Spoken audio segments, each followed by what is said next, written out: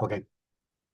All right, this is Brent Raynes for Alternate Perceptions Online Magazine, and it's been a while since I've done one of these video interviews. Used to do it on Skype, but Skype is no longer, so it's Zoom. I'm going to learn to use Zoom here, and hopefully everything's going to go okay. So far, so good.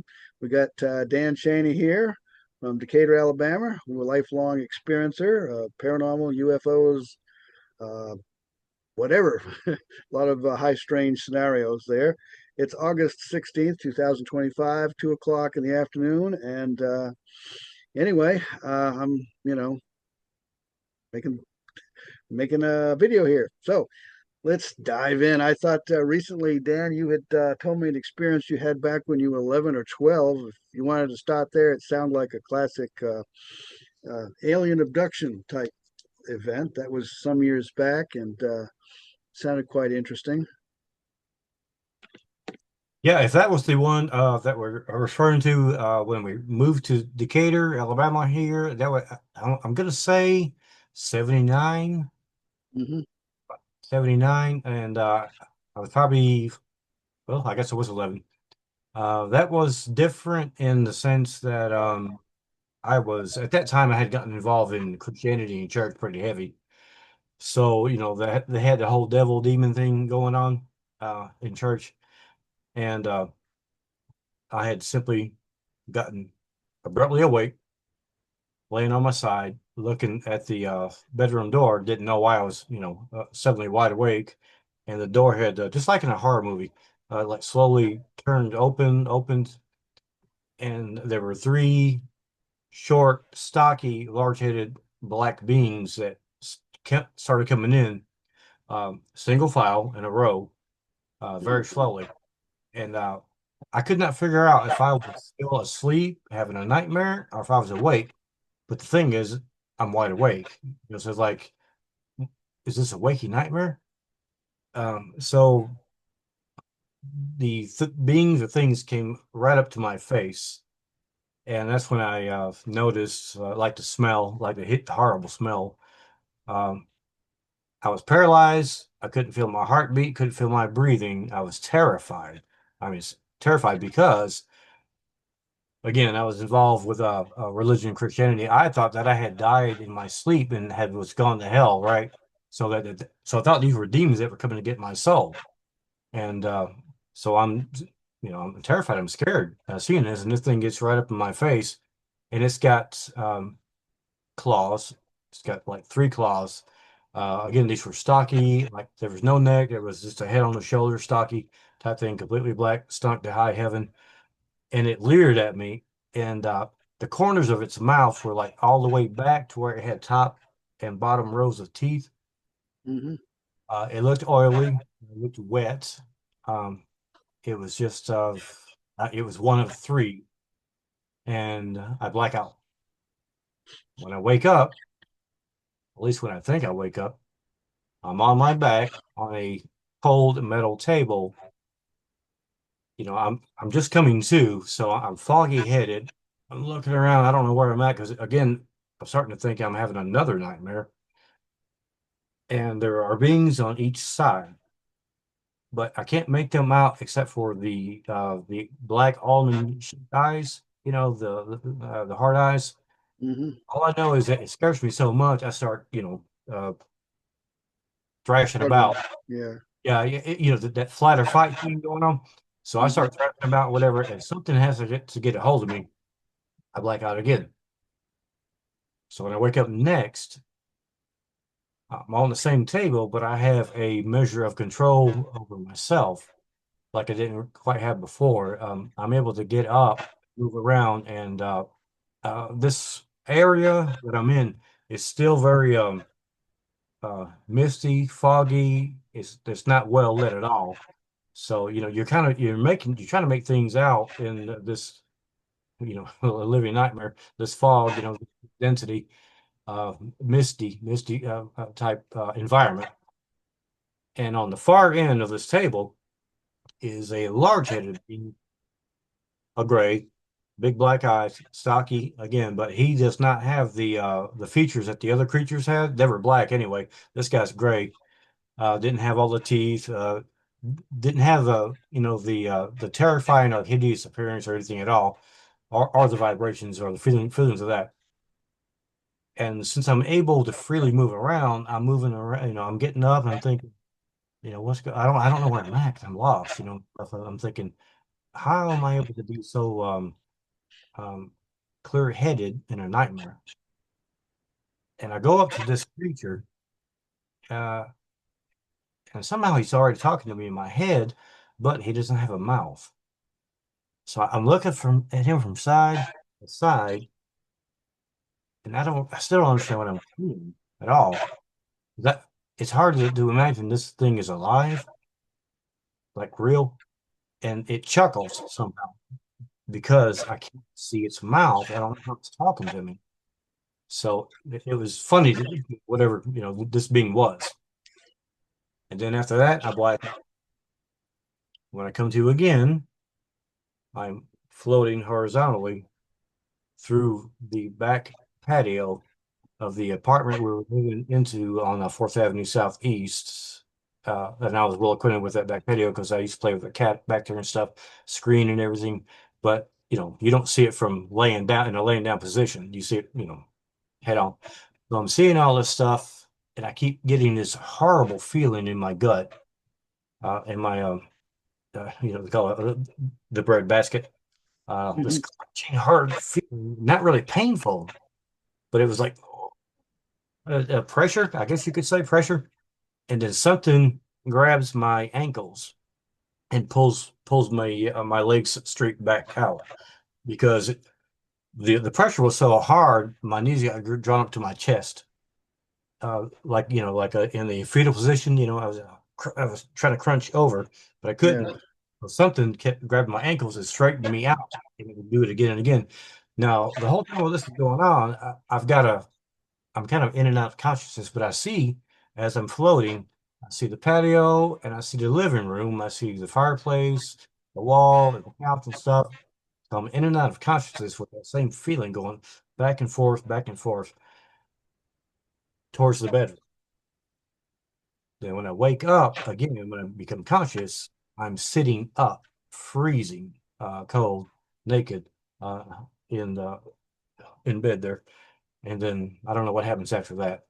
But that had to be, gosh, man, it's 1979, I think, because we moved to the housing projects 1980, so it had to be 79. Uh, but I do remember at some point later on, my mother told me, she says, God, I had the most awful nightmare. And in my mind, I'm thinking, I had an awful nightmare too, you know? So I'm thinking, what's it the same thing? I said, what was it about? I don't want to talk about it. I want to talk about it. She wouldn't talk about it. So I don't know. Huh. Um, yeah, you've had a lot of experiences. Yeah. One that really stands out in my mind, of course, the which I included in my book on John Keel, but very briefly though, as I was dealing with other instances where people were hypnotized, and in the process of hypnosis, suddenly there was a contact event. Of course, you know where I'm going with this. I think it was back around 2010, and it's in Greg Rowe's book. Which used a different name on the cover, but it was Contact and something else, the title. Contact and cosmology. Actually, it was originally channeling the visitors, and then it became contact cosmology. That's out of print and stuff. And Hmm. somehow I got one copy because he gave us a copy to give to our local library, and I gave it to them. And I ended up like loaning the book out to somebody I was talking to, interested. Said, hey, I've had the experience to check this book out. I know this guy, kind of thing. Never got the book back. Oh. And then Greg ended up sending a shipment of all of his to a vendor at, like I said, some kind of a metaphysical New Age fair type thing. Hmm. Uh, all that went south somehow, and he didn't get anything back at all whatsoever. So he has no copies of his own book. Now, I've got that one book there, but yeah, go ahead. Okay. Well, I was gonna. I've got here. Of course, I've communicated with you in the past about the experience, and as well as Greg. Now, he had a friend, John Denora, who Yeah. was the hypnotist. Yeah. They were doing a hypnosis thing and with you, and there was this Denora was a former Treasury agent. He said, Marine captain, a lawyer, a world master at jiu-jitsu and judo. You didn't want to mess with him, and a former CIA agent. And so he wrote, you know, what a background. I And know, man. he wrote, to me, it appeared like a circulating, this is under the, while you were under hypnosis, and it was around the top of your head, a circulating column of water atop of his head, being you, of course. To John Denora, it appeared as a ball of flame. I saw his light sensitive sunglasses, the type that changed color automatically in harsh light, uh, darken even though it was a darkened room. My tape recorder got nothing. His tape recorder simply stalled out. Very, very weird. Some off world entity really did not want whatever Dan knew to come out. That was back when he wrote me in 2012. Greg Rowe, of course, who lives in the Huntsville area, former Yes. military himself. Yeah. But yeah, and the entity that came through is something like Zara, you know. Uh, Man, and here you are thinking about undergoing hypnosis again, maybe. I'll tell you what, I'll do it for you and you only. I won't do it for anybody else, period. That was wow, that was a profound experience that kind of set the bar, you know what I mean? Hmm. Because I never had experience like that before, like, of trying to undergo hypnosis and then something comes through me. And I still struggle with those type of beliefs and issues and stuff when it comes to, I'm always listening and watching people's podcasts and stuff. And I share stuff on Facebook all the time like that because to me, there's always a kernel of truth in it at some point here and there. But I had no interest in our belief really in like me channeling, some entity or some shit like that. Nothing like that at all. So when that happened, I mean, I don't know how long it's been. Well, what'd you say? Like 2010, 2012? Well, I know it was 2012 that I was questioning Greg Rowe about it, and No, it was much earlier than that because we've been here for a while. It was in the early 2000s, but even now, still, I'm like, did that really happen and stuff? Because I had like what's like called like a dual consciousness. I was aware of what was going on, but it was not me in control. It was like I was outside of myself, watching. hmm. I don't think if I can find the correct word. I was witnessing, watching what was going on, and I didn't see the plume of fluid or water or stuff that Greg saw or what Denora saw. Again, from my perspective, I could see and physically feel a huge ball of light on top of my head. And I don't know how to explain that, though. That's the problem, is because I was under hypnosis, right? And so my eyes are closed and whatever, but I just had this duality going. So you're saying you actually, in this state, you were kind of actually seeing what both of them were seeing? I did not see what they saw at all. Okay. I only saw, uh, from my perspective. Uh-huh. But again, I had a duality. I was aware of what was going on from two perspectives. That's the best way I can explain it. So the perspective was you're in your physical body and you got an awareness there, but then you also were like out of your body, I guess. Yeah, so But I was clearly out of my body, but I was aware of where I was, wherever the hell ever I was out of my body, and then what was going on with my body, with whatever the dude was coming through. So I'm not very educated on this. I don't know how to explain it, but that's there it is. wow, that's interesting. And also they kind of pulled a trick on you, which might involve the reason for the way that the hypnosis went. You mentioned they were wanted to find out about Saddam Hussein's location. It was military political shit. I didn't know they were going to do that at all, because they didn't tell me anything about that. My intention and my understanding of the whole process, the whole point of being there was, let's look into what happened to me when I was a child, and also to my whole family. Let's see what will come through hypnosis regarding contact experiences. Hmm. So that stuff came, later with Greg and Denora and stuff. Um, I mean, I don't. I limit my interests to politics and war and killing and stuff. I've really limited. I don't want to focus on that type of stuff. So I had no interest in it.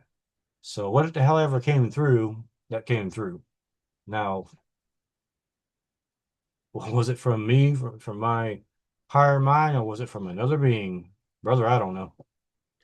Well, when that happened, that that cut off the experience, right? I mean, did did this Zara communicate anything directly? Yeah, that's another. That's another. Uh, I had strong, strong waves of energy flowing through me. It made my body undulate like, like like an orgasm. It made my body undulate, and I was here again. I was witnessing this, but I was also feeling it without actually like being involved, somehow. And all this stuff started coming through, and that's when the beings said his name was Zera, and it was a very foreign feeling to me, very foreign.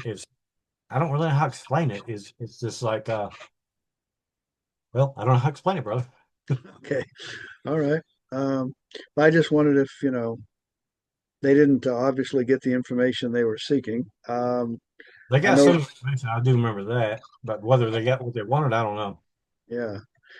Did they ever tell you what came out of you? And I mean, did you remember details of all the communication? Or are we kind of out of it on, Well, I mean, do you want me to say any details here? um, if you want to? I know that you said that Denora no longer wanted anything to do with hypnotizing you any further or That's, communicating about what happened because he was quite shook up, it seems. yeah, that's odd too, man. I mean, this dude would kick your ass and break you in half and stuff. And it's like he's afraid of me. um, Information that came through regarding Saddam Hussein was there were body doubles, which they would use in public settings for whatever the damn thing is that politicians do. Oh, okay, yeah. So like what do you call it, like assassination attempts and stuff. So there Hmm. was like that going on. There were two of them, according to this being. I think the being started talking about other topics. Again, I don't know because I'm not quite here. I'm over there. So I don't even what shut that down. See, I don't know if Greg shut it down or if John Denora shut it down. I don't know who stopped it. Who stopped it? But yeah, he wouldn't work with me anymore, and that was the end of that. And so, Okay. Well, let's see. So your experiences really began with your family in Chicago very early on. I know we've talked about. In fact, let me mention that in the alternate perceptions, I do have an interview with you in the October 2016 issue, number 223. If anybody wants to check that out, where we went into some details there about the early experiences. This Zoom is I'm on basic Zoom, so this is kind of going to be a kind of a short interview, but we can do another one too to cover other things that we want to delve into. But I know at that time in Chicago, you guys were living in an apartment, I think, upstairs somewhere, yeah, several. uh, and Yeah, there were a lot of bizarre things the whole family experienced. Um, yeah. um, and I believe that was your maybe your beginning, although you did mention an experience as a child in a crib, seeing some sort of being. You have Yeah. that memory too. So, I do. I have. My problem is when I have like any kind of an encounter, um, I black out, and so it's one of those type of things where do I have some kind of mental illness going on, or is there some other shit going on, or whatever? Why is it when I have like an extreme experience or an intense experience or something profound, I black out? And then when I come to, when I'm conscious, it's like, did that really happen or what? But yeah, I had the experience. It was a thunder lightning storm, really bad. I was in the crib. I was a baby, and I just remember I was on my stomach laying like this with the lightning stuff coming through, and I get that scared me for whatever reason. I turned my head this way, and when I did, outside of the the bars of the crib was a large headed completely black being with huge black eyes, but I only saw like parts of it, through the bars and stuff. Hmm. I'm a baby, so I don't know what the hell's going on. And then, but I black out. Uh, Much later on, there were other experiences, like with the creature that I told you looked like it had been in a fire, like a burn victim. It was completely messed up from head to toe. When it first appeared to me, it was up in the air, like and it had lunged at me like it was like leaning through like a window or a portal or something, and came within inches of grabbing me. And I was a child. Mom had yelled, get ready for dinner, wash your hands. I went to the bathroom, washed my hands and stuff. Was playing in the water because I was a kid, you know how to just play in the water. Hmm. Came out, something caught my attention. When I looked, it was this hideous looking being. It didn't have any features now. Let's think about it. No eyes, no nose, no mouth, no ears, but from head to toe, it looked like somebody had, like it had been in a fire, like a person had been on fire. And it was kind of like, it was very veiny looking. Like as a child, I thought it was like bloody looking because it just looked awful. Yeah. A person who had survived a fire or like an acid attack, and they had tried to grab a hold of me, and I jumped and screamed and ran. I kept yelling for mom, couldn't hear. Mom wasn't responding. So I eventually just bolted out of the bedroom, running down the hall and the living room to the kitchen where she was cooking. And I don't know why this is, but it's like mom and I were the only ones there. I don't know where anybody else was. But and she was what's the word I'm looking for? She was just kind of catatonic at the stove, like she was out of it, couldn't move, type of thing. And then she like snapped to eventually and stuff. And I was trying, I'm a kid, blah, blah, blah, blah, monsters and stuff. Well, that creature came to me again later, very late one night. We had everybody was put to bed. And again, we're kids, and there's a recliner in the living room that makes a certain type of squeaking sound. So I got woke up to that sound, but I also got woke up to it seemed like somebody was calling my name. So I kept hearing the sound, and I get this compulsion feeling I have to go see what this is. I can't resist this. It's a strong compulsion feeling. Hmm. So I get out of bed, and Donna's across over there, knock out, open the door, and I'm looking. All the lights are off except for some light coming in through those windows up there where we are. And I keep hearing the sound. It's a really odd, strange sound. And my attention is drawn to the kitchen, completely black. And suddenly, this same damn creature comes bolting, rushing out at me. Uh, and when it ran, it's just like when Dr. Johnson Marie talked about when the creature got a hold of his dog, everything moved so fast it was in a blur. And that's how this thing ran. It was like you fast forward something, and it wobbled. I mean, you see what I'm saying? That blur you see there. Hmm. That's how this creature came, and it was the mannerisms were simian, like what apes use their arms to move. It was bow-legged, so I finally got to see like the whole body of it. But it was a complete blur right up to my face, and then a blackout. Wow. I know, Yeah, man. that's pretty bizarre. And and of course, there's stories about people being switched off. There's one person in the family that sees everything, and the rest of the family is like switched off or something. I don't know. I mean, it's these similar patterns from one case to another, and everybody's still trying to figure out what the hell happened to me. Right. Uh, Yeah, see, and see that's the thing about it. It's easy to doubt yourself. It's like, okay, well, I got some mental issues going on, Exodus or that. Well, wait a minute, my whole damn family was involved, or somebody else was involved, somebody close to me. It's like that's a little hard to discount there. A little hard to dis. yeah, yeah, and um, I know you've got a brother down in Alabama that sometime we might interview with you like this maybe. He's I know you said he's had experiences. Well, he remembers the one experience that involved the whole family. With what I was talking to you about earlier, that was just me. Uh, Mhm. Save that for the second part if you want to. And you can interview him, but he remembered details that I didn't remember. But then when he said it, I was like, ah, how did I forget that? Kind of thing. Yeah, But again, it was me, my sister, my two brothers, my parents, and my grandfather. So that's kind of a hard to discount. yeah, yeah. All those witnesses, even but when it's just you, it's hard. I mean, I've had some experiences where it seemed very real. At the time, I thought it was, and then afterwards, it's like, was that really real, or was I in some Exactly. sort of altered state? You know, All right. um, Going on here. yeah. But what? While I got while I got you here, saying checking the time.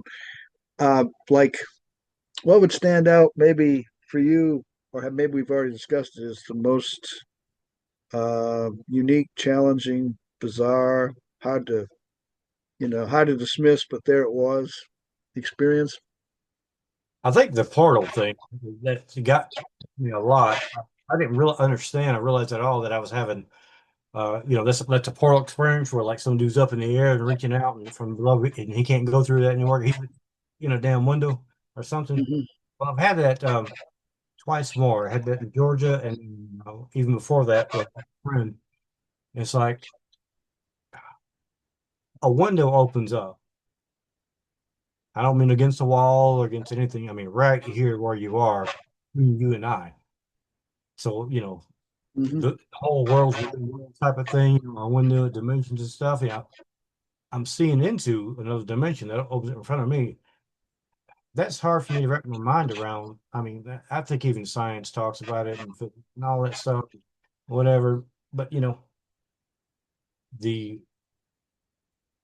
the alchemists were talking about it, the sorcerers, the magicians, the magi, way, way, way, way back, and they were always laughed at and mocked and ridiculed and stuff. And like, and the scientists slowly, bit by bit, proving this type of stuff. Is like, you know what? That's what I experienced. And also, those dudes are writing about it a long damn time ago, a long time ago. And Yeah, everybody makes, and science is just peeping around. And this sounds like, yeah, we were telling the truth the whole damn time, that, because I had another experience here in my office, matter of fact. I think actually Tina was at work and I was sitting here. I just got up from a nap, sat at the computer, and my attention is drawn to my right because of movement. Action. I look, and there's a black line that's drawn, and I'm looking at it, and it goes, a door opens up about yay big, mm, uh, completely black. I'm looking into somewhere else. I don't know what the hell that is. It's all black. There's nothing there. But in my mind, it's a doorway. It's a doorway, and so I'm like, oh, wait a minute. I don't know what's about to happen. Do I need to get out of here? Stuff, and then it shuts back, and it's like when you see bad special effects from an 1980s movie, B movie or something. Uh, but that's what it was. So I'm like, now is this because I took mushrooms in 1997 or something, or you know what I mean, or is this happening real right now? I don't know, brother. Um, yeah, it's the doorways, the portals, the things that bother me because yeah, uh, yeah. That's another thing that's been reported by different people is the portal. I know there's a woman up near Chicago that described one in her home, and she tried to walk into it, and an alien hand reached out, kind of pushed her back. She wasn't supposed to. And I think there was a family member at the time that was not in the house, and she suspected they were in the portal. This tunnel-like thing. And there have been reports of people just. I know there's a guy over here near Minor Hill, Tennessee, back in the early '70s, said that he was out hunting and in a field near his home, and there was um, like a window or something where he was seeing, except the weather, it was like Tennessee terrain, I think, but weather conditions were different there than they were here. But he was looking in a different, another landscape, which he I don't think he could identify where it was, but and then some people report seeing like UFOs coming through portals or beings. So is that a artifact we get from watching too much science fiction, or or what's going on? I But mean, it that's my thing. I didn't have an interest in science fiction or fantasy things like that.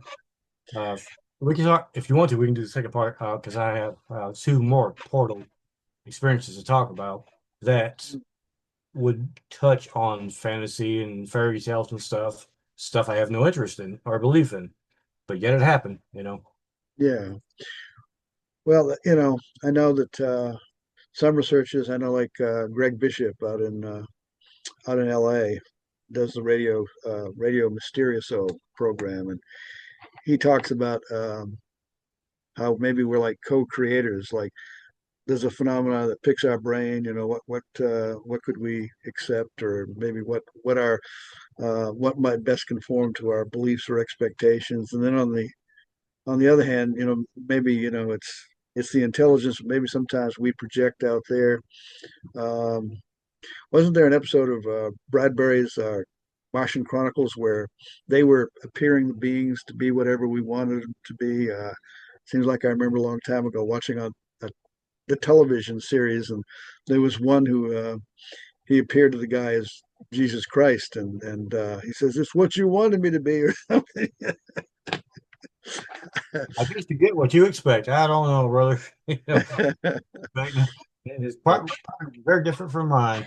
I don't Yeah. know. As Well, far like as when you were about 11 and you had the experience of what would have been like today's vocabulary, the Greys. Were you Had you been aware of any of that sort of thing at that time that you remember?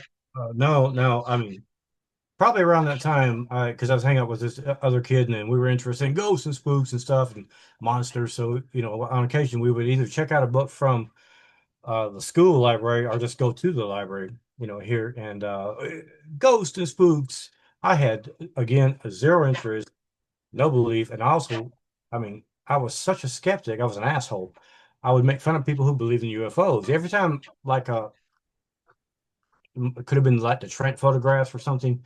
Some of the older stuff where like here's an actual photograph of a disc in the sky and stuff. I always made fun of it, thinking it was somebody threw a hubcap in the sky, took a picture and said it was aliens. I had no belief or interest in that. Specifically, no belief or interest in that.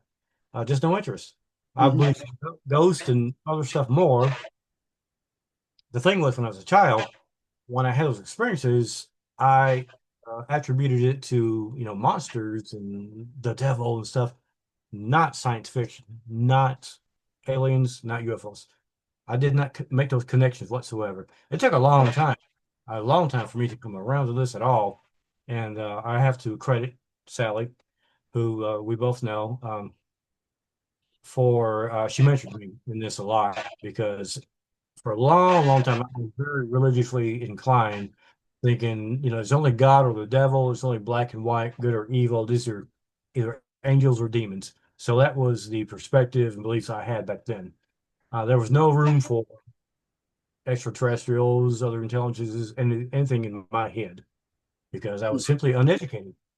Um, so Yeah, I was, a lot of these experiences, you get different fields, and they don't want to stray to the other field. Like parapsychology often doesn't want to stray into the UFO thing, and the UFO people don't want ghosts and Bigfoot walking across the backyard of the witnesses. That's not my department, and in reality, who's to they say? won't include it. Yeah, they And won't connect.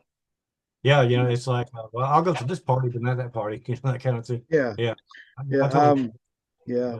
Because when I read John Keel's materials that came out in 1970, like Strange Creatures from Time and Space and Operation Trojan Horse. And I thought, okay, I got to rethink this UFO thing because initially, I read Frank Edwards' Flying Saucer Serious Business. That's very nuts and bolts ET. And that was where my mind is. It's either ET or the Air Force is right. And it's all, temperature inversions of Venus and, weather balloons and so on and so forth.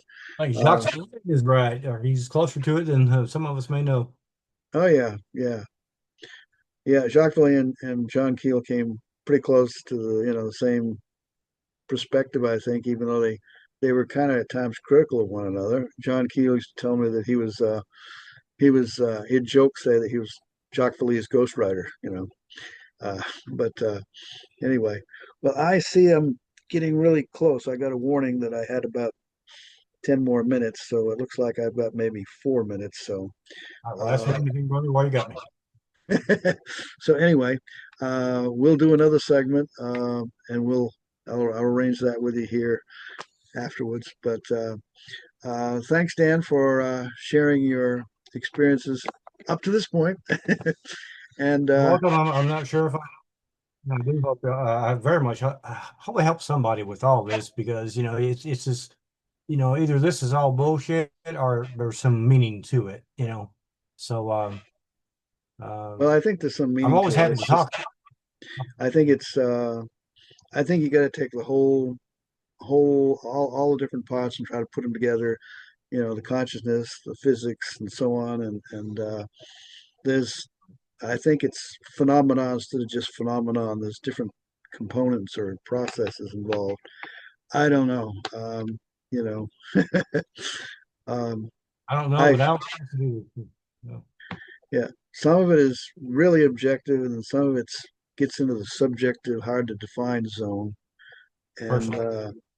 it's kind of like at a distance, it's a light, and when it comes up close, it's you enter fairyland or something. Yeah, It's yeah. Again, brother. Yeah, I mean, yeah, yeah. Mm-mm. but anyway, thanks again, Dan, for chatting with me about these lifelong experiences, the high strange, and yeah, we'll get in more to the other cases and aspects here after a while. Right now, I'm going to have to check and make sure this thing recorded properly and better because All right. Well, do my best to give our best to Sam and the kids and Chandra and everybody. And okay, just give me a holler. I got plenty of stories. They're true. That's the thing about it. And you know, it is what it is, man. all righty. Well, thanks, Dan, and tell Tina hi, and you take care, All and right. on to the next. All right. Bye bye. Love you.